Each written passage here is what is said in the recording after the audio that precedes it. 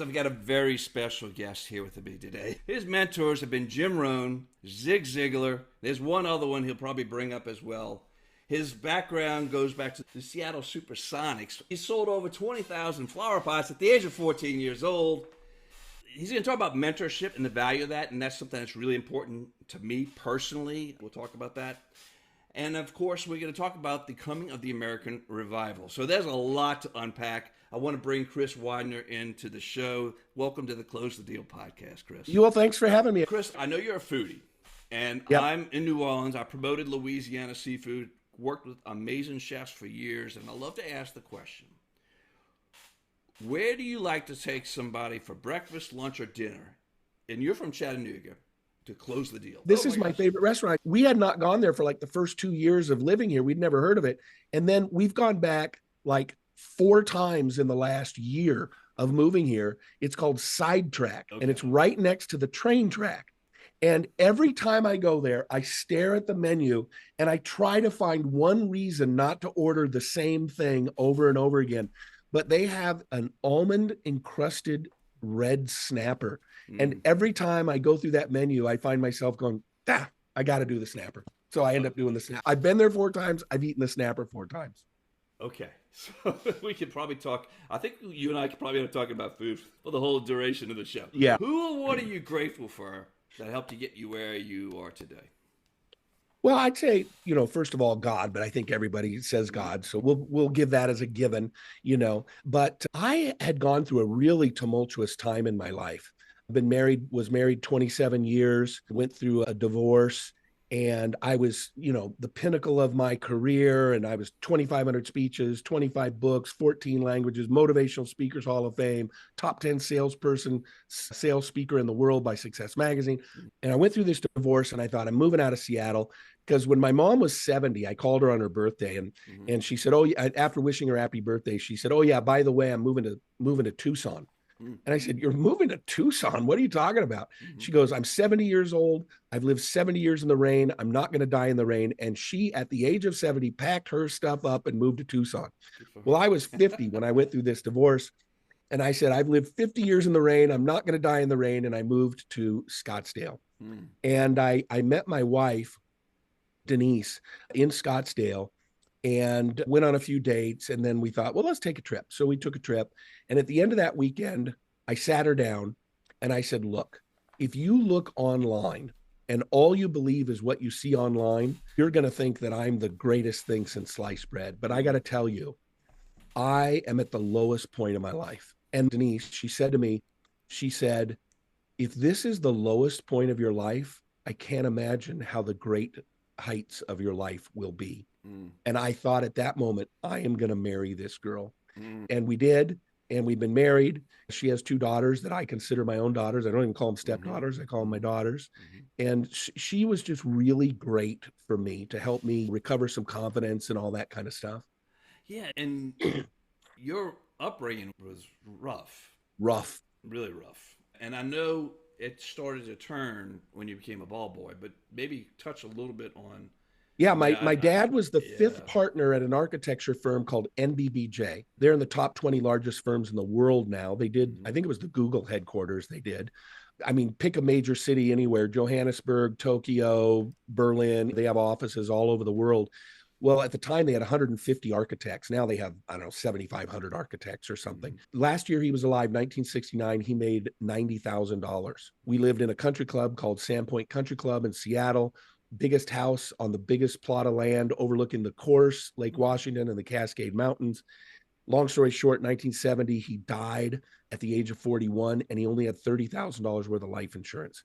So I tell everybody, anytime this story comes up, hit the pause button, schedule yourself a meeting with a life insurance agent. My coaching clients, I tell them if they're young and making a lot of money, I tell them, I had one guy, he was 35, making 450 grand a year with 4 kids under the age of 10.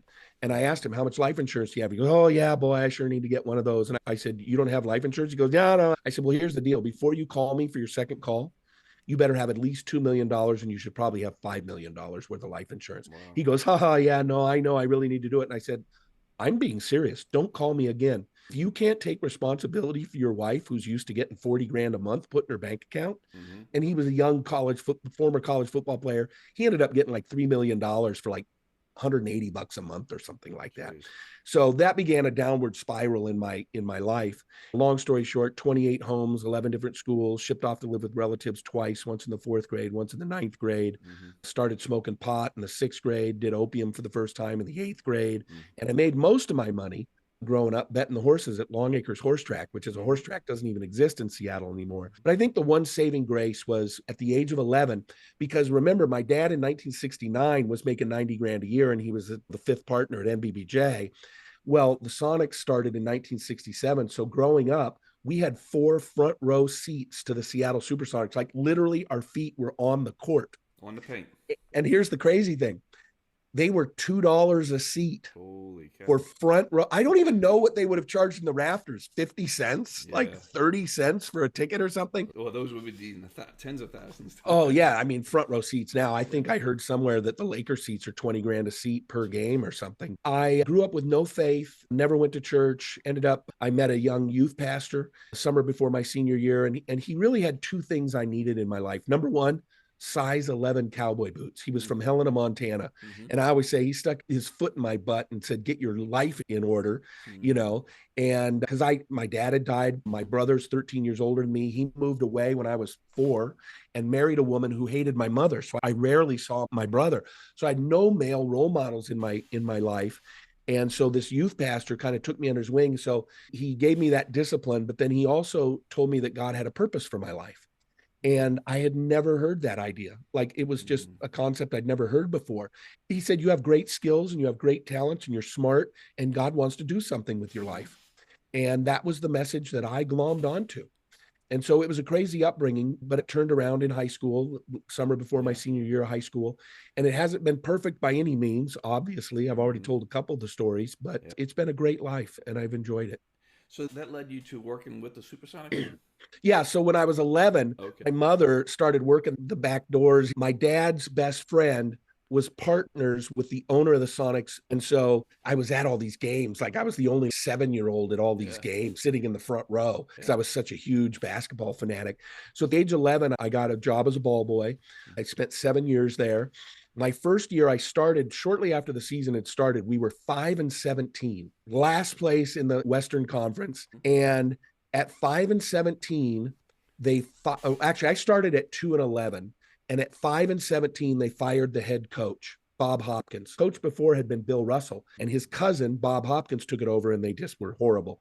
When we got to 5-17, they fired Bob Hopkins. They brought in Lenny Wilkens. He completely restructured the team, and we ended up going to the 7th game of the NBA championship against the Washington Bullets. Elvin Hayes and Wes Unseld and Bobby Dandridge and all those guys. And then we lost in 7 games. And then the next year we won in 5 games against the same Washington Bullets. Mm-hmm. And then I always say my third year is the year that Larry Bird and Magic Johnson got drafted, and we never went back to the finals. Mm-hmm. So, but no, it was a lot of fun. I got to meet all those old time NBA players like Larry Bird. I got trash talked by Larry Bird when I was 14 years old. I was working the visiting team locker room, and I got there early. So I was over setting it up, and I hadn't changed in my uniform yet. Yeah. So I was wearing my junior high football jersey, number 11. And in walked the Celtics like 30 minutes early. And Larry Bird walks straight up to me, and he's a rookie. And he looks at me and he goes, number 11's a quarterback's number. Yeah. You ain't no quarterback. You're a midget. I mean, he was straight out of French Lick, Indiana. You're a midget. Look at how short you are. Quarterbacks are tall. And I just looked up at this guy. And I didn't know at the time that he is like, now we all know Larry Bird was the greatest trash talker of all time. Yeah. And he looked at me and I looked at him like, what do I say to this guy? And then he laughs and he rubs my head and walks off. Yeah. That was my introduction to Larry Bird. He trash talked me for being too short to play quarterback. Oh my gosh. So you've had just such a variety of things, but our life's journey goes up and down. Yeah, now, I do have to ask you, obviously you gained some skills working at the tracks, but to sell 20,000 flower pots, that's such a random thing. I need to understand that. So I'll tell you the story. This is about closing the deal. So my mom, as I got older, she wanted to watch me play my games because she sold real estate. She went into real estate, so I was a latchkey kid before they had the term latchkey kid. Uh-huh. I wore a shoestring with my key on it, Mm-hmm. and she went to work at Group Health Hospital on Capitol Hill in Seattle. Well, there was this guy that worked with her who was a records filer. Mm-hmm. Can you imagine 20 years of doing nothing but going to a Mm, hospital and filing records every day? absolutely Like, not. I could not do it. And this guy, he was probably, I mean, he seemed old to me at the time, but he's about 40, made no money at all. He was a records filer. It's all he did all day long, put the records in. Well, he borrowed, I think it was $7,000 or $11,000 from a rich uncle to buy the rights to a self-watering flower pot. Oh. And it was made out of it was almost made out of like Tupperware. And so it had a bowl like this, and they had another bowl, and you put the water in the bottom bowl. Then you had the second bowl that slid down into it, and that's where you put the plant, the dirt, and the plant. And then it had a lever on the side where you could, and it had a nipple that went down into the water. So you filled this with water, put this in, and they had a nipple that went down into the water. And then depending upon how you move this lever, it would drop more or less water. So an African violet, you want lots of water. A cactus, you don't need much water at all. So you use that lever to determine, and it would self-water for a week or two. Mm. And so this guy comes to me. He now has the rights to Alaska, Washington, Oregon, and Idaho. And he says to me, "Hey, how would you like to make some money?" And I said, "Sure, doing what?" And he said, "I've got this thing." He showed me the thing, and he goes, "I'll pay you $1 per flower pot that you sell." $20,000. So, well, I'm not done with the story yet. It doesn't have a good ending. Oh. So he says to me, "Okay, I'll pay you $1 flower pot." Now, he thought I was going to go door to door selling it to little old ladies. Yeah. Well, I was 14, and it was the first time I ever had a blazer. My mom went and bought me a blazer for this sales call, khakis and a blazer, and she dropped me off in the corner at like 3rd and Pike in downtown Seattle.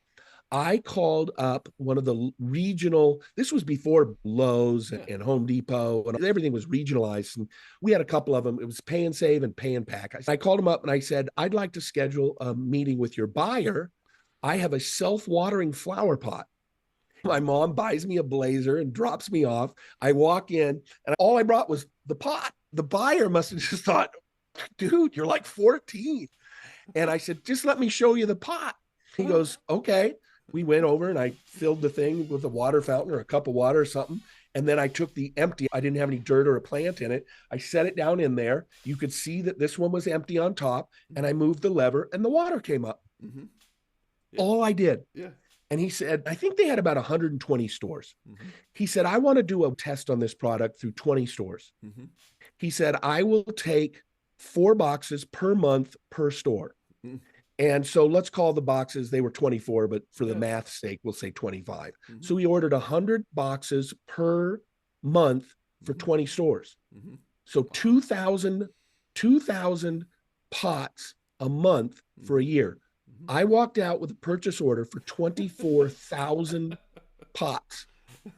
So the next day, I took the bus to my mom at the hospital, Group Health Hospital, and I walked in and I said to this guy, I can't remember his name, but I said, "Hey, I sold some pots." And he goes, "How many pots?" And I said, 23,872. And he goes, "Huh?" And I showed him the purchase order from this regional chain of things. Now, that's an amazing story, right? Yeah. But the sad part of the story is, and this goes to a lot of people who undermine themselves. They undermine themselves because they don't believe they deserve success or that they're worthy of success or whatever. I kid you not. He was so terrified, he called the pot company up and asked for his money back. Oh, my Lord. Now, the question I never got to ask my mother before she died was, why didn't you go beg, borrow, and steal $7,000 or $11,000 and buy that contract? Oh. And I got the purchase order, but he never fulfilled it because he was terrified of being successful. That is the perfect bridge for the next part about believing, having somebody believe in you, because obviously he wasn't believing in himself. You didn't know any better at 14. You're just going in and, "Hey, I got a pot. That makes sense to me." He saw a problem. You offered a solution, and he bought 24,000 pots. Yeah. So many people don't believe in themselves or have never had a mentor, right? I've been very blessed, like you, have had 2 incredible mentors. At the age, when I was young, I heard my friend Julio Malares speak. You were mentored by Zig Ziglar and Jim Rohn. My buddy was mentored by Zig Ziglar, opening up speaking for him. And this is the part that I really want to drill into, because that really makes an impact on people's lives. I grew up, my dad was a dentist. He was a great dentist, but he wasn't a business person, so I never heard the business talk growing up, right? I heard Julio speak at the age of 24 years old, pitching his book at a publishing firm that I was working at. And it opened my mind, because it was all about success and mindset, and he had just started his tour. Talk to me. You have had such an incredible background, changing lives, impacting lives. I saw that, and it opened my eyes. That and my wife, girlfriend at the time, changed the trajectory of my life. I believed in myself. I became hyper-intentional. That gentleman you just described, that's a sad scenario, to be quite candid. Yeah. But people believed in you. And that was a turning point for you. Let's talk about that. You know, I had some great mentors along the way in college. I ended up going to Bible college to get a degree in youth ministry, because I wanted to help kids like me, you know, these at-risk kids. It lasted 3 years until I realized I couldn't stand high schoolers.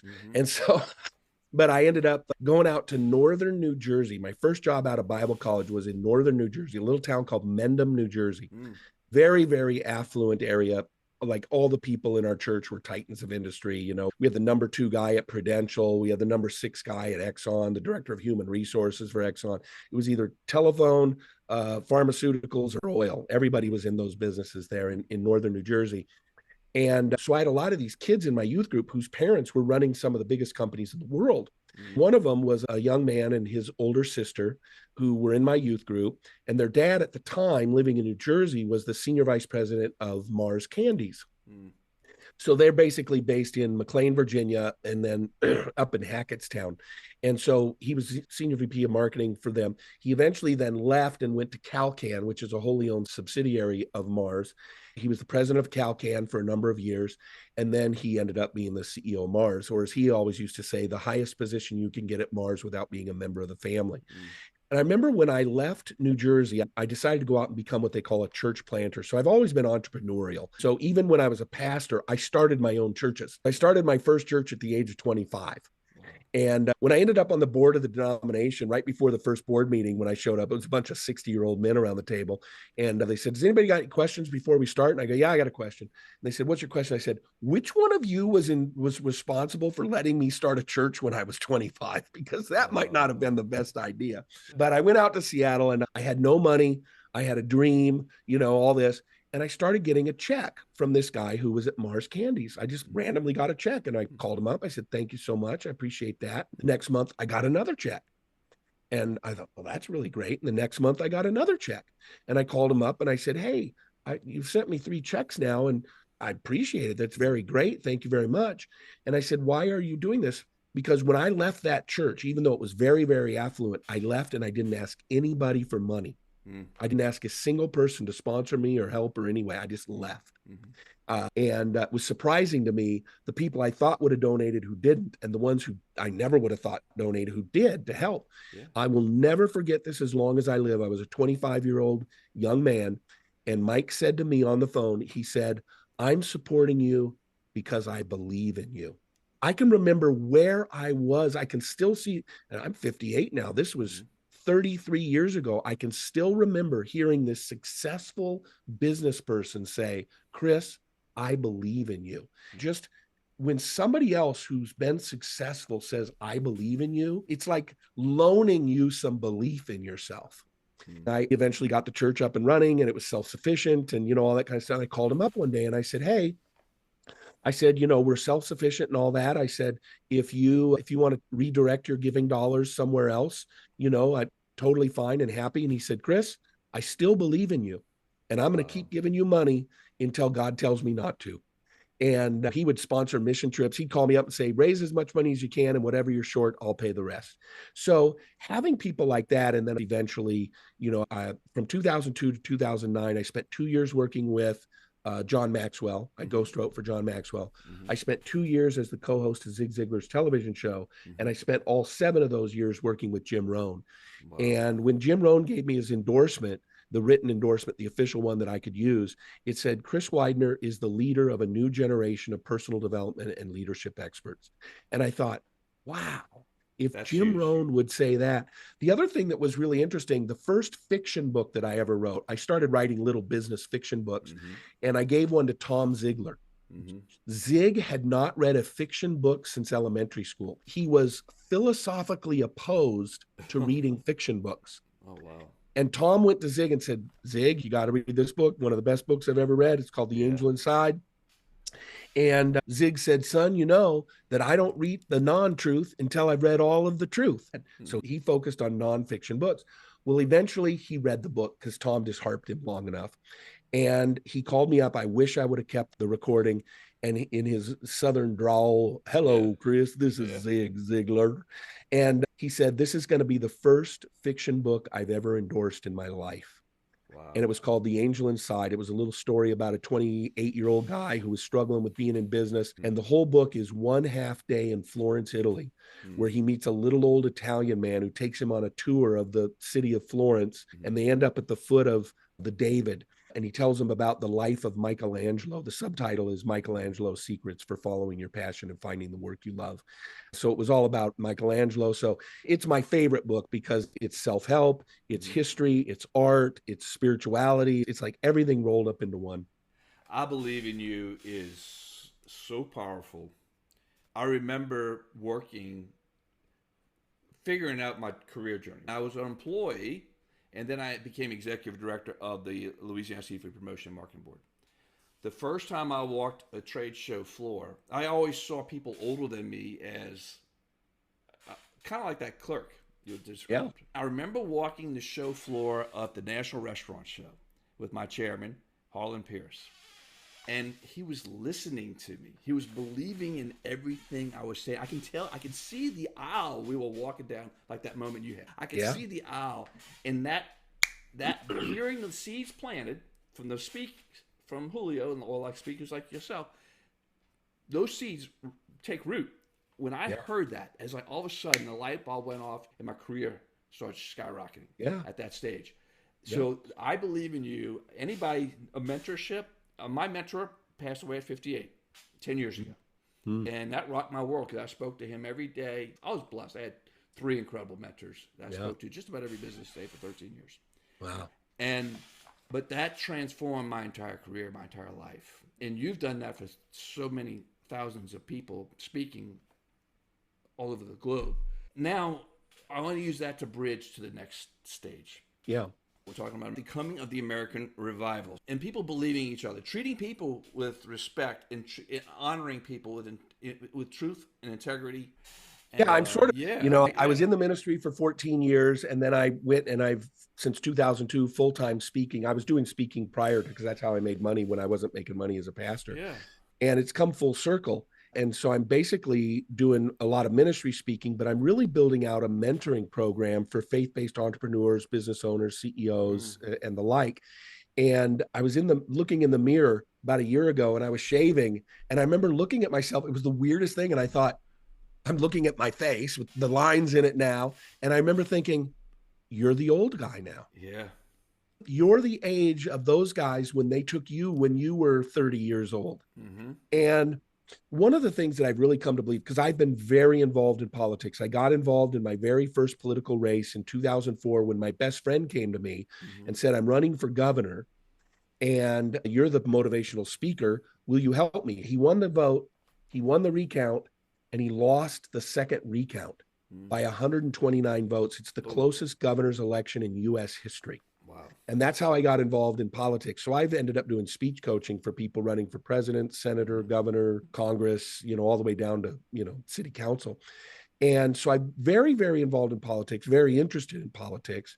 But what I really realized was politics isn't our problem. I mean, we, at the time of listening to this, and people will listen to this for years as they go back and consume, past podcasts. But at the time of recording this, we're in the most polarized time in American history. And what I came to the conclusion was that our problem isn't a political problem.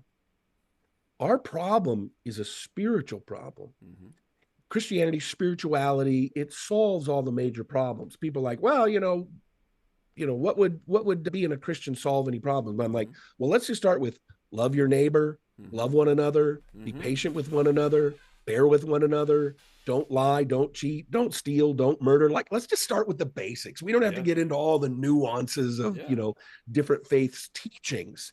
But, the three major faiths all believe in the 10 Commandments, and what would happen if our politicians stopped lying to us? What would happen if your business partner stopped lying to you? What would happen if we just live by those simple spiritual principles? And so what I've done is I wrote a book called The Coming American Revival, which sort of lays out the idea that what we really need is spiritual revival. And that would solve our problems. It would solve the fighting and the infighting and the polarization. And when you look historically at how revivals have affected the whole of the country, it's pretty amazing. And so this stage of my life at 58, combining all those stories I just told you, looking in the mirror and realizing it's a spiritual problem, I've moved into more of a high level faith-based coaching. I've done coaching for a long time with clients, C-level and entrepreneurs and those kinds of things, but I'm really making it more of a holistic kind of thing because what I found was people would hire me to do business coaching, and then we'd spend up most of the time talking about their horrible relationship with their wife. And people will say, well, I don't need relationship coaching. I need business coaching. You and I mentioned this before we started recording. Have you ever had a blowout with your wife at 8 a.m. before you had to get in the car to be at a 9 a.m. meeting? You are far less effective in that meeting because of a relationship problem. Yeah. So when we can bring peace to our homes and peace to our neighborhoods and peace to our families, and when we're feeling healthy, it's hard to work all day long when you're 75 pounds overweight. When you're fit and you've taken care of your body and your emotions and your mind and all that. So I've really kind of created a holistic coaching approach with people now, faith-based. Truth, integrity, matter. It says everything about people. And then treating people with respect. I walked the hill for 15 years. And I can't imagine trying to do it today. It's so polarized. It deteriorates to people calling each other's names. And I'm going to bring up something I've heard you talk about before. Gordon Ramsay. And I've worked with amazing chefs. Yeah. But Gordon Ramsay sets, I think, possibly the worst example of how to treat other human beings. Yep. It comes down to just treating people the golden rule, right? How you would want to be treated. Yeah. Well, my wife and I's first ever dinner date was at Mesa Grill in Caesar's Palace in Vegas. Okay. Mesa Grill is now gone, and now it's his new one called Amalfi. Well, right next door is Gordon Ramsay's. And you walk me up to those two restaurants every single time. Yeah. Even if Gordon Ramsay's was better, I'm never going to give money to somebody who treats people like that. Yeah. Now, unfortunately, there are a lot of hard asses in the business world who've been wildly successful. Yeah. Steve Jobs was renowned for making people fall into tears. Bill Gates, I spent 50 years in Seattle, man. Steve Ballmer. I've heard stories about the way these guys have acted like 12-year-old petulant children, screaming and yelling at people. There's a lot of mean-spirited people who've been successful. But I would rather make my money with somebody who's kind and generous and sees the big picture. I got a friend of mine named Steve Shatkin he owns a franchise called Mammoth Coffee House. And he's got a small restaurant called Ursa in Mammoth Lakes, California. He just wrote a paper about chefs treating their sous chefs and the staff with respect. He hates the word front of house and back of house. He likes the word kitchen and dining room, like family. Right. Bringing people together as family. And that's what life is about. It's about serving others. Think about Chick-fil-A. Yeah. Chick-fil-A is closed every Sunday. Yeah. I was walking through somewhere the other day. Oh, it was the mall. After church, we went out and we just went to the food court, and Chick-fil-A closed so that they could treat their employees to a day off that they know they're going to always get. Now, I don't know. I'm sure you have because you're a franchise guy, right? Yeah. The last time I read, Chick-fil-A does more per restaurant in 6 days than like the next 4 combined in 7 days. It's insane what they do. Yeah. And you can be successful and treat people decently. And I'll tell you a local story in Seattle. It's called Dick's Drive-Ins. I think they probably own 6 or 7 now. Now they've got some in Spokane. Yeah. Dick's Drive-Ins. They're owned by the Spady family, and I'm friends with the Spady family. Best burgers ever. I love Dick's Drive-Ins. For 30 or 40 years, They have paid double the average salary. Everybody else making $7 an hour, they're paying $14 an hour. When you walk up, there's no inside dining except the one down by the Coliseum. It's walk up. It's a drive-through or walk up. Yeah. And they have these little signs there. And it says, work for Dick's, $15 an hour. After 6 months, you get money for college. Yeah. These folks built an empire in the Seattle area by treating their employees right. I love it. Henry Ford doubled the salaries of his people. He went from like $3 an hour to $6 an hour or something like that. Guess who everybody was loyal to? Ford Company. That's right. Treating people right, believing in others, believing in yourself. Yeah. Closing comments, and then how can people get in touch with you? Yeah, there's a kind of a common question people will ask, what's your best piece of advice? Best piece of advice I was ever given was be a voice, not an echo. Yeah. There's enough people that just regurgitate what somebody else said. I mean, I know professional speakers that just string together quotes from everybody else, and unfortunately, they don't even tell who they're quoting.